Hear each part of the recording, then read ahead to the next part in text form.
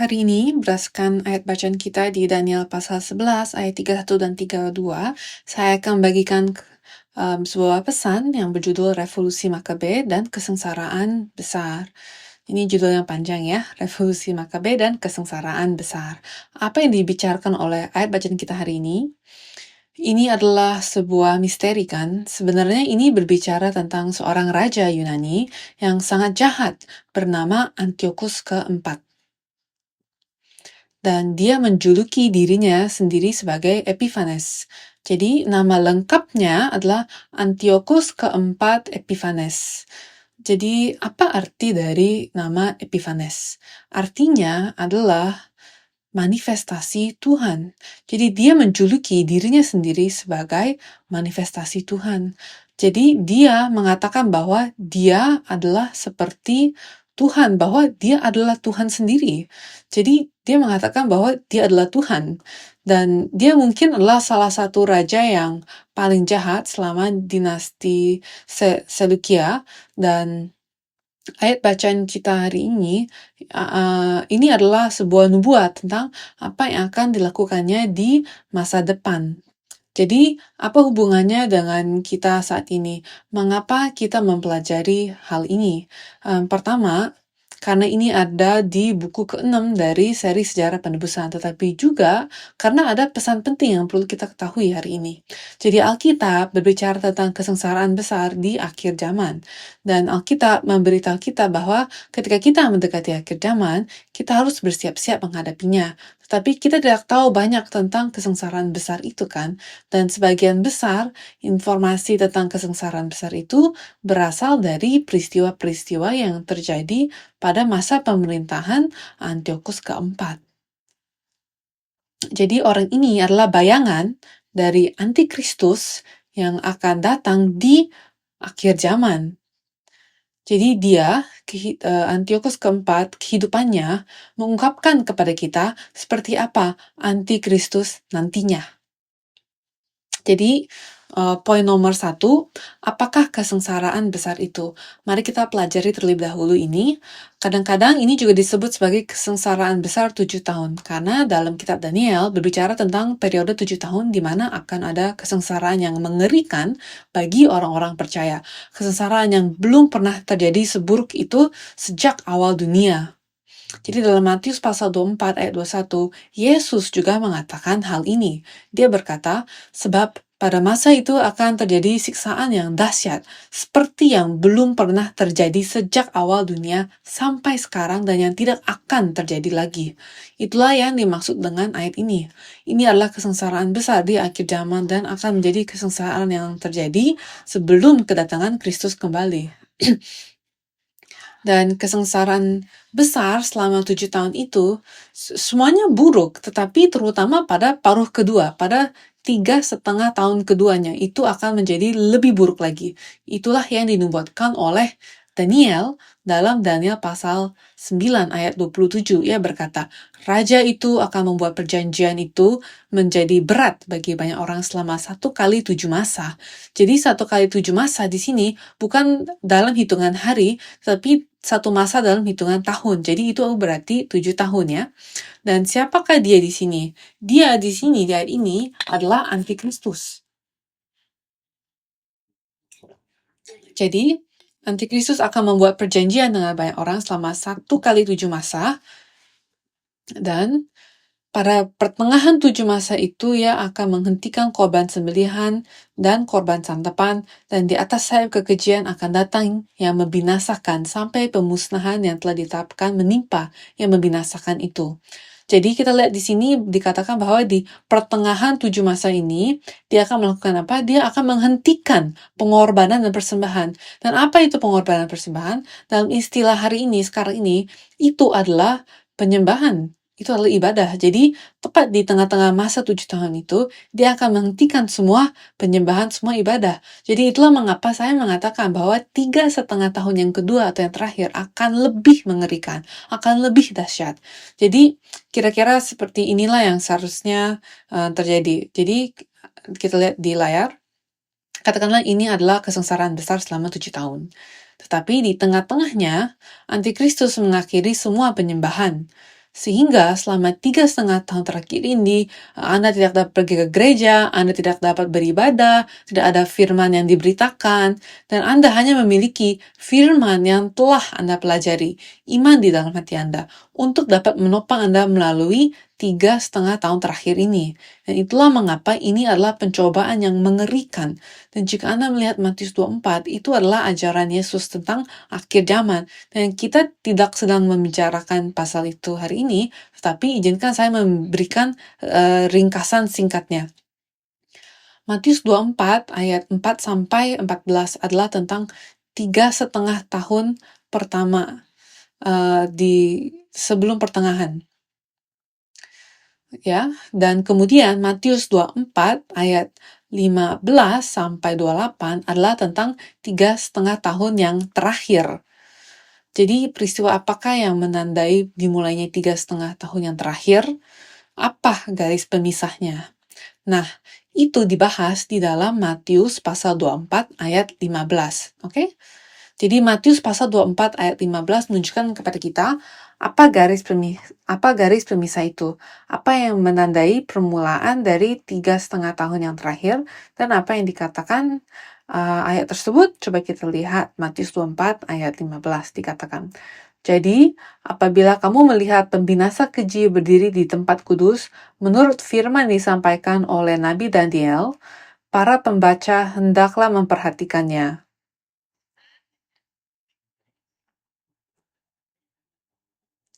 Biarlah pembaca memperhatikan apa? Biarlah pembaca mengerti apa? Apa yang sedang Yesus katakan?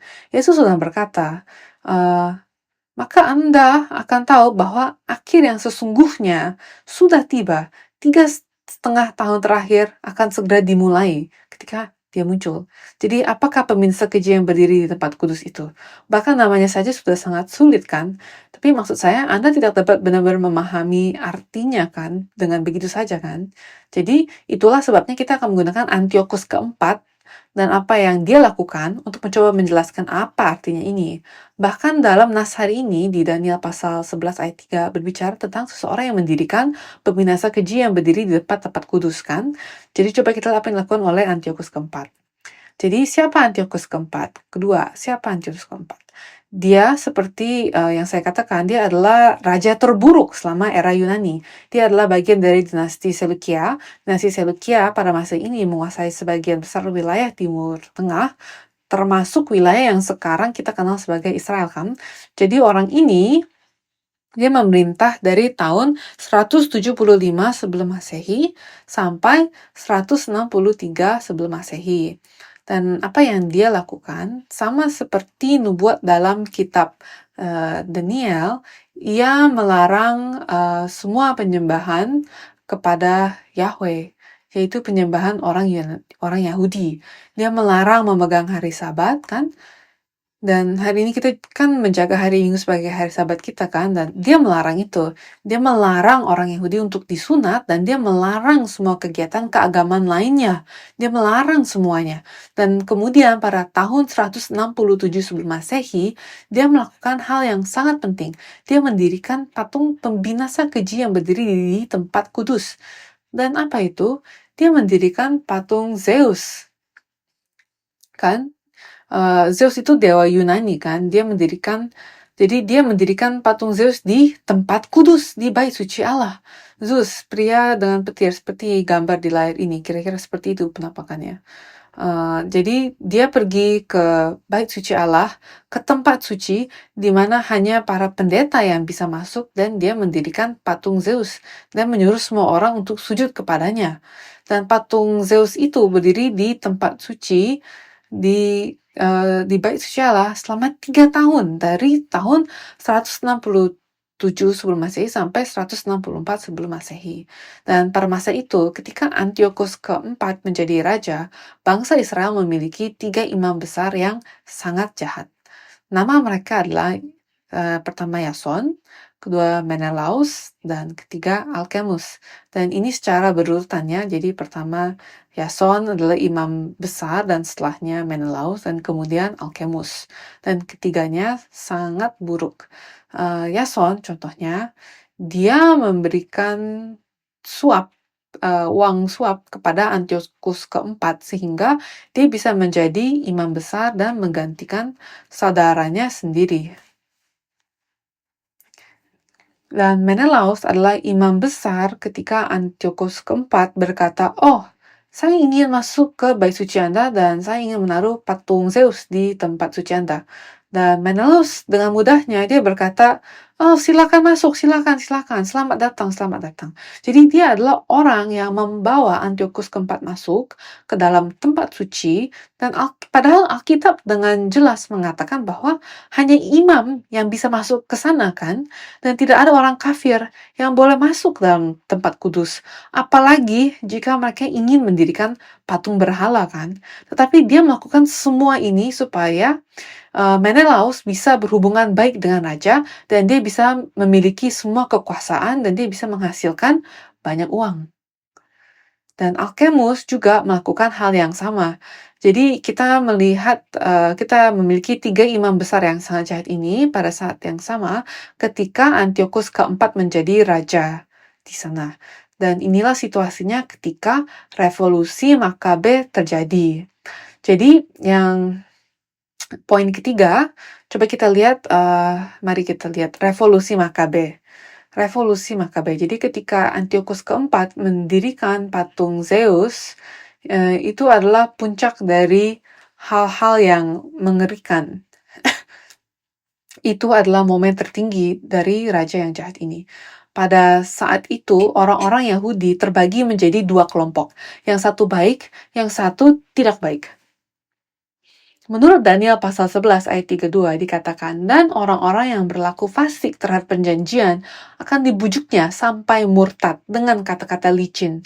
Ini adalah kelompok yang jahat. Itulah kelompok pertama dan mereka akan mendengarkan Antiochus keempat dan mereka akan mengikutinya. Dan kemudian kelompok kedua dikatakan,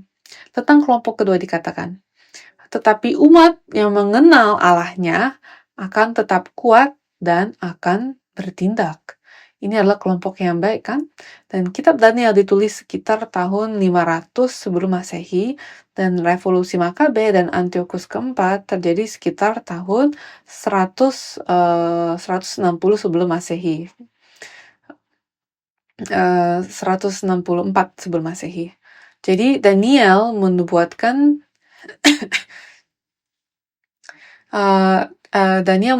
tentang apa yang akan terjadi sekitar 400 tahun sebelum itu terjadi. Jadi Daniel sudah menubuatkannya sebelum terjadi. Jadi ketika dia mendirikan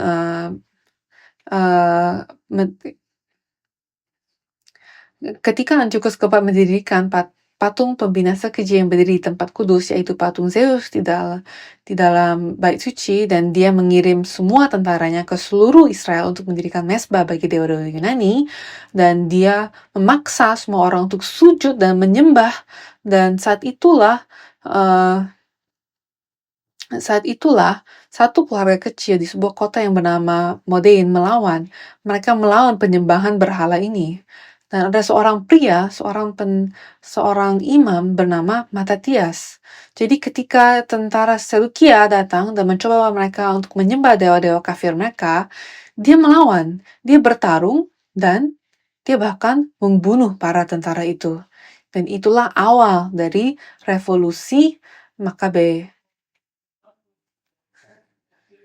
Jadi apa yang dilakukan orang ini adalah dia membawa keluarganya ke pegunungan dan mereka mulai berperang secara gerilya. Dan kalian tahu kan itu perang macam apa. Jadi ketika Anda memiliki kelompok yang lebih kecil dan lebih lemah, Anda bersembunyi di pegunungan dan Anda menyerang hanya ketika hari sudah gelap atau ketika mereka tidak siap untuk mencoba melarikan diri kan. Jadi itulah yang mereka lakukan. Mereka berperang secara gerilya dan itulah awal dari revolusinya. Namun Matatias dia meninggal di sangat awal revolusinya. Dan ketika dia meninggal, maka putra ketiganya yang bernama Yudas Makabe Dialah yang mengambil alih kepemimpinan revolusi, dan itulah mengapa kita mendapatkan nama revolusi Makabe, karena nama panggilan si Yudas ini adalah Makabe, dan Makabe itu nama panggilannya, dan nama panggilannya itu berarti palu, dan itu menandakan betapa kuatnya dia. Jadi mereka berperang selama sekitar 3 tahun melawan kekaisaran Yunani, dan mereka seperti orang yang paling kuat di dunia pada saat itu, dan mereka menang setelah 3 tahun. Jadi pada tahun 164 sebelum Masehi, tepat 3 tahun setelah patung Zeus didirikan di tempat suci, Yudas Makabe dan kelompoknya mengalahkan Seleukia, dan pada hari ke-25 di bulan Kislev, yang dalam kalender Ibrani adalah kalender Yunani adalah bulan ke-9, tetapi bagi kita adalah musim dingin di sekitar bulan Desember. Jadi mereka merebut kembali Yerusalem saat itu, dan mereka memulihkan bait suci Allah, dan mereka mengadakan perayaan selama 8 hari untuk mempersembahkan kembali bait suci tersebut kepada Tuhan. Jadi mereka membersihkan seluruh bait suci, mereka menghancurkan patung Zeus, dan mereka menyalakan lilin, semua lilin, dan mereka mengadakan pesta selama 8 hari. Dan mereka menyembah Tuhan, dan mereka mempersembahkan kembali bait suci Allah tersebut.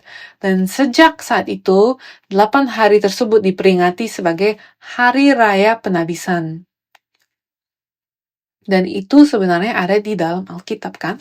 Jadi, jika Anda melihat di Yohanes pasal 10 ayat 22 dan 23 dikatakan, tidak lama kemudian tibalah hari raya pentabisan bait Allah di Yerusalem, ketika itu musim dingin, dan Yesus berjalan-jalan di bait Allah di Serambi Salomo. Dan kita tahu bahwa saat itu adalah musim dingin, jadi sekitar bulan Desember bagi kita, kan. Saat itulah hari raya pentabisan bait Allah, dan Yesus merayakan hari raya ini, dan itulah sebabnya dia datang ke Yerusalem, ke bait Allah, untuk memperingati apa yang telah dilakukan oleh Yudas Makabe dan keluarganya, dan bagaimana mereka mengalahkan Antiochus keempat dan pasukannya, dan bagaimana mereka merebut kembali bait Allah dan mendedikasikannya kembali. Mereka mempertaruhkan nyawa mereka untuk melakukan hal tersebut. Dan bahkan sampai hari ini, orang-orang Yahudi masih merayakan hari raya ini, tetapi sekarang kita mengenalnya sebagai Hari Raya Hanukkah. Dan saya yakin kalian sudah pernah mendengarnya, kan? Saat kita merayakan Natal, Hanukkah juga jatuh pada waktu yang sama, kan? Hanukkah dalam bahasa Ibrani berarti dedikasi, dan ini berbicara tentang apa yang mereka lakukan selama 8 hari untuk mempersembahkan kembali bait suci Allah kepada Allah. Jadi itulah kisah revolusi Makabe. Jadi apa pelajaran sejarah penebusan dari revolusi ini? Antiochus keempat bisa mendapatkan akses secara gratis dan mudah ke dalam bait suci Allah karena para imam besar yang jahat ini, mereka yang sedang memerintahkan.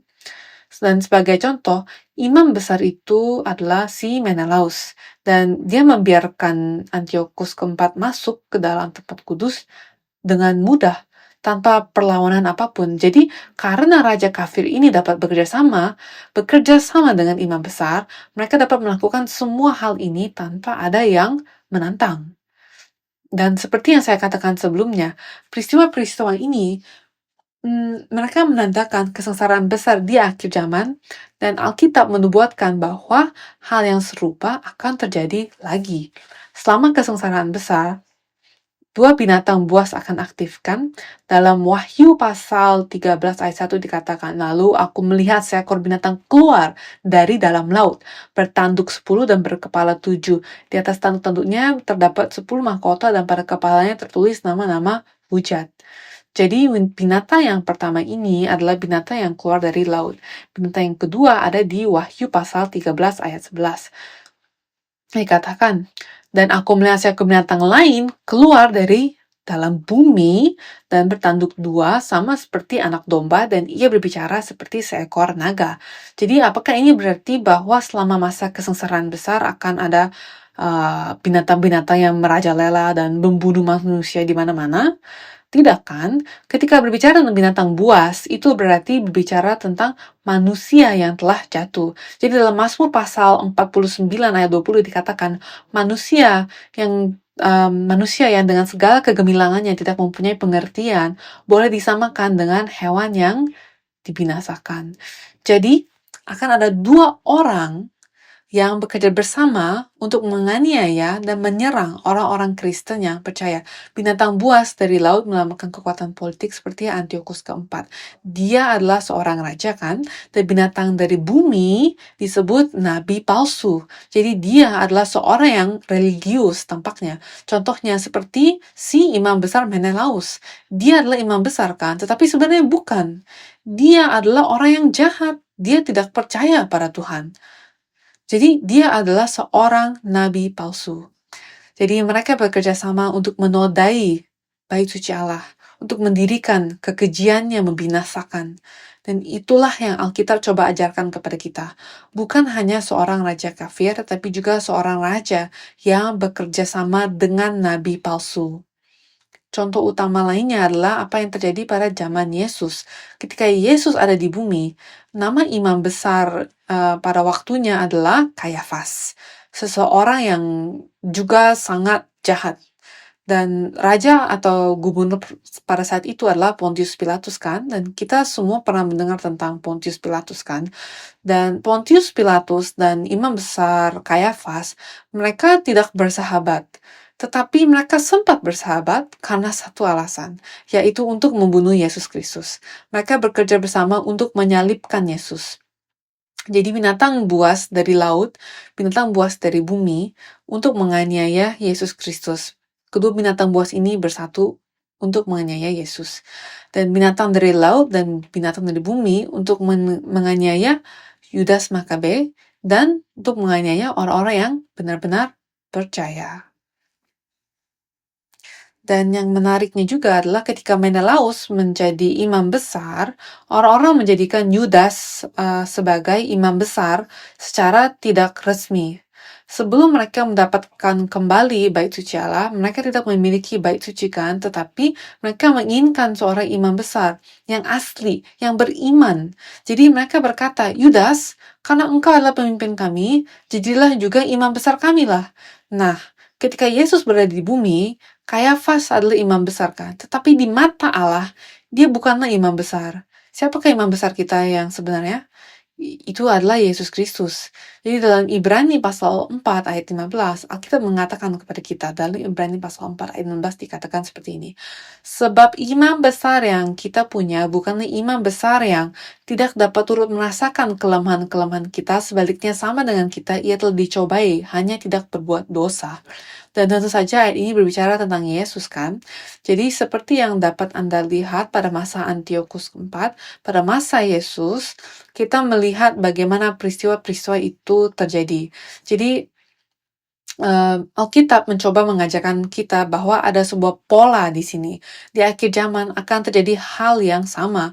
Ketika kesengsaraan besar tiba, akan ada kekuatan politik dan nabi palsu yang bekerja sama untuk menarik orang untuk menjauh dari Tuhan, untuk menganiaya orang-orang percaya dan membuat mereka melepaskan iman mereka. Jadi ini menunjukkan kepada kita sekilas tentang apa yang akan terjadi selama 3,5 tahun kemudian. Jadi inilah mengapa kita harus mempelajari firman Tuhan, dan kita harus berdoa, dan kita harus bersiap-siap, dan kita harus siap. Karena Alkitab mengatakan bahwa semakin kita mendekati akhir zaman, maka akan semakin sulit untuk percaya. Di masa lalu, orang hanya berkata, percaya saja kepada Yesus dan Anda akan masuk surga. Begitu saja, tidak terlalu sulit.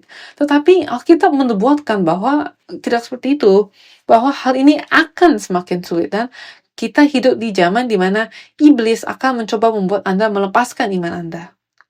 Dan akan sangat sulit untuk percaya. Bahkan orang-orang pilihan pun dapat jatuh dan tersandung, seperti yang dikatakan Alkitab. Jadi itulah mengapa kita harus mempelajari sejarah penebusan. Bahkan di dunia luar pun, orang mengatakan bahwa Anda harus mengetahui sejarah Anda kan, dan mereka yang melupakan sejarah mereka pasti akan mengulanginya.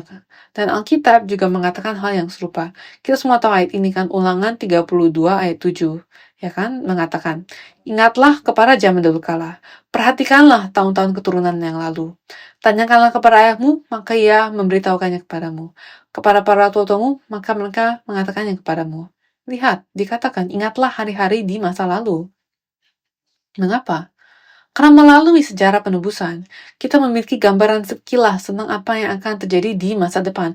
Kita memiliki petunjuk-petunjuk yang memberitahukan kepada kita apa yang akan terjadi di akhir zaman nanti. Di dalam Yesaya pasal 46 ayat 10 dikatakan, yang memberitahukan dari mulanya hal yang kemudian dan dari zaman purbakala apa yang belum terlaksana, yang berkata, keputusanku akan sampai dan segala kehendakku akan kulaksanakan. Dan lihatlah, Tuhan berkata bahwa dia akan menyatakan akhir dari awal kan. Jadi mulai dari kitab Kejadian, di seluruh Alkitab, semuanya berbicara tentang akhir zaman. Di dalamnya terdapat jawaban tentang bagaimana akhir zaman akan terjadi dan bagaimana hal itu akan terungkap. Itulah mengapa kita perlu mempelajari firman Tuhan dan mempelajari sejarah penebusan. Bukan karena kita tertarik dengan apa yang terjadi di masa lalu, tetapi karena kita ingin tahu apa yang akan terjadi di masa depan.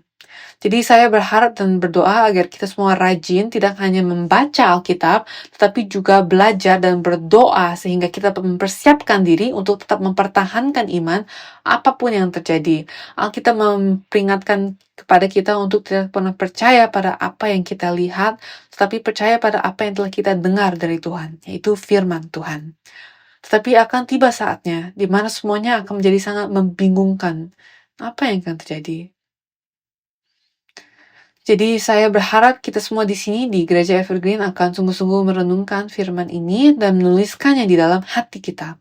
Dan apapun yang telah kita dengar dan pelajari, kiranya Roh Kudus menjaganya di dalam pikiran kita sehingga ketika saatnya tiba, kita dapat mengingatnya kembali dan menjaga iman kita sehingga kita dapat menjadi seperti para Makabe, yaitu seperti orang-orang yang mengenal Allah mereka, dan mereka yang mengenal Allah mereka akan menunjukkan kekuatan dan mereka akan melakukan apa yang Alkitab katakan. Dan kita perlu menunjukkan kekuatan iman dan kita harus bertindak sesuai dengan firman Tuhan. Amin.